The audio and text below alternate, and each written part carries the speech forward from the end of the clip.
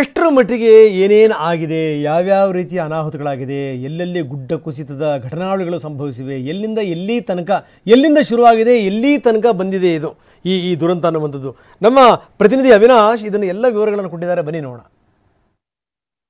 ವಯನಾಡಲ್ಲಿ ಆಗಿರುವಂತಹ ದುರಂತ ನಿನ್ನೆವರೆಗೆ ಒಂದು ಪಿಕ್ಚರ್ ಇತ್ತು, ಅಂದ್ರೆ ಬರೀ ಚಿರಲ್ಮಲ ಆ ಒಂದು ಭಾಗದಲ್ಲಿ ಹೇಗಿತ್ತು ಅಂತ. ನಿನ್ನೆ ಕೂಡ ನಾವು ಒಂದು ಗೂಗಲ್ ಮ್ಯಾಪ್ ಡೆಮೋವನ್ನು ಕೊಟ್ಟಿದ್ವಿ. ಆದ್ರೆ ಇವತ್ತು ಸಂಪೂರ್ಣ ಸುತ್ತಮುತ್ತ ಹೇಗೆ, ಎಲ್ಲಿಂದ ಒರಿಜಿನ್ ಆಯಿತು, ಎಷ್ಟೊತ್ತಿಗೆ, ಅಲ್ಲಿಂದ ಎಲ್ಲಿವರೆಗೆ ಕನೆಕ್ಟ್ ಆಗಿದೆ, ಎಷ್ಟು ಕಿಲೋಮೀಟರ್, ಇದೆಲ್ಲದರ ಮಾಹಿತಿಯನ್ನ ಇವತ್ತು ಗೂಗಲ್ನ ಒಂದು ಮ್ಯಾಪ್ ಮೂಲಕ ನಿಮಗೆ ನೀಡ್ತಾ ಹೋಗ್ತೀವಿ.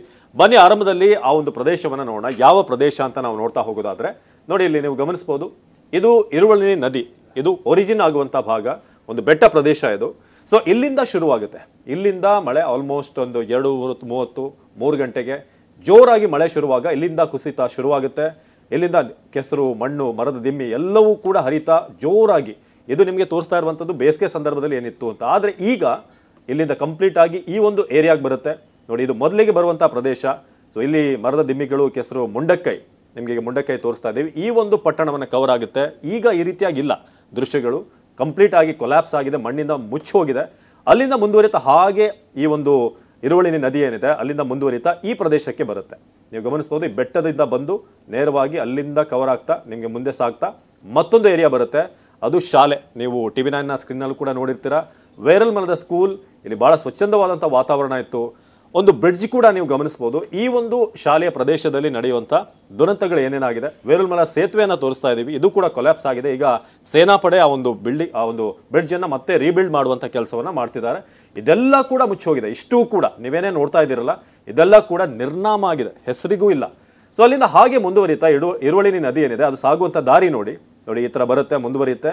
ಇಲ್ಲಿಂದ ಮೃತದೇಹಗಳು ಕೊಚ್ಚಿಕೊಂಡು ಬಂದು ಬಂದು ಬಂದು ಹೀಗೆ ಮುಂದುವರಿತಾ ಬಹಳ ಫೇಮಸ್ ಆದಂಥ ಸೂಜಿಪಾರ ಫಾಲ್ಸ್, ಇಲ್ಲಿ ಒಂದು ದೊಡ್ಡ ಜರಿ, ಇಲ್ಲಿಂದ ಬಾಡಿಗಳು ಬಿದ್ದು ಇಲ್ಲಿಂದ ಮುಂದೆ ಸಾಗುತ್ತೆ. ನೋಡ್ಬೋದು ನೀವು ಇಲ್ಲಿ ಜರಿ ಪ್ರದೇಶ. ಸೊ ಇಲ್ಲಿಂದ ಹೀಗೆ ಸಾಗ್ತಾ ಆ ಒಂದು ಕಣಿವೆ ಪ್ರದೇಶ ಇಲ್ಲಿಂದ ಮುಂದೆ ಸಾಗುತ್ತೆ. ಈ ನದಿ ಮುಂದೆ ಸಾಗಿ ಹಾಗೇನೆ ಕಂಟಿನ್ಯೂ ಆಗ್ತಾ ಹೋಗುತ್ತೆ ಈ ನದಿ, ಗಮನಿಸ್ಬೋದು.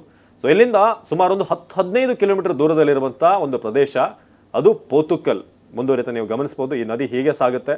ಸೊ ಅದಾದ್ಮೇಲೆ ಇಲ್ಲಿ ನೀವು ಗಮನಿಸಿರೋ ಹಾಗೆ ಹಲವಾರು ಊರುಗಳನ್ನು ನಾವು ನೋಡ್ಬೋದು ಈ ಪ್ರದೇಶದಲ್ಲಿ. ಹೀಗೆ ಸಾಗಿ ಈ ನದಿ ಮುಂದೆ ಇದರಲ್ಲೇ ಕೆಸರಿನ ಮೂಲಕ ಬಾಡಿಗಳು ಮುಂದೆ ಹೋಗುತ್ತೆ. ಸೊ ಅಲ್ಲಿಂದ ನಿಮಗೆ ಸೇರುವಂಥ ಪ್ರದೇಶ ಅಂತಂದರೆ ಪೋತುಕಲ್.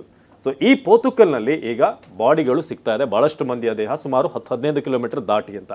ಸೊ ಪೋತುಕಲ್ನಲ್ಲಿ ಈಗ ಇಲ್ಲಿಂದ ಮತ್ತೆ ಮೇಪಾಡಿ ಆಸ್ಪತ್ರೆಗೆ ಬಾಡಿಗಳನ್ನು ತೆಗೆದುಕೊಂಡು ಹೋಗ್ತಿದ್ದಾರೆ. ಕೆಲವೊಂದಷ್ಟು ಬಾಡಿಗಳು ಅಲ್ಲೇ ಸಿಗ್ತಾ ಇದೆ, ಆದರೆ ಯಾವುದು ವೇಗವಾಗಿ ಕೊಚ್ಕೊಂಡು ಬಂದಿದೆ ಆ ಬಾಡಿಗಳು ಇಲ್ಲಿಗೆ ಬಂದಿದೆ. ಅಂದರೆ ಈ ಘಟನೆಯ ಭೀಕರತೆ ಏನು ಅನ್ನೋದನ್ನು ನೀವು ಗಮನಿಸ್ಬೋದು.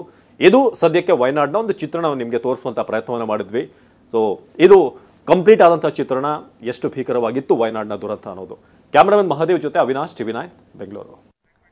ಅವಿನಾಶ್ ಎಲ್ಲ ವಿವರಗಳನ್ನು ಕೊಡ್ತಾ ಇದ್ರು ನೋಡಿ. ಎಲ್ಲಿಂದ ಶುರುವಾಯಿತು ಇದು ಫಾಲಿಂಗ್, ಎಲ್ಲಿಂದ ಬಂತು ಅಂತ, ಎಲ್ಲೋ ಬಿದ್ದಂಥ ಹೆಣ್ಣುಗಳು, ಎಲ್ಲೋ ಬಿದ್ದಂಥ ಮಣ್ಣು, ಅದು ಬಂದಿದ್ದು ಎಲ್ಲಿಗೆ, ಎಷ್ಟೋ 15-20 ಕಿಲೋಮೀಟರ್ ಮುಂದ್ಗಡೆ ಬಂದು ಬಿದ್ದಿರುವಂಥದ್ದು.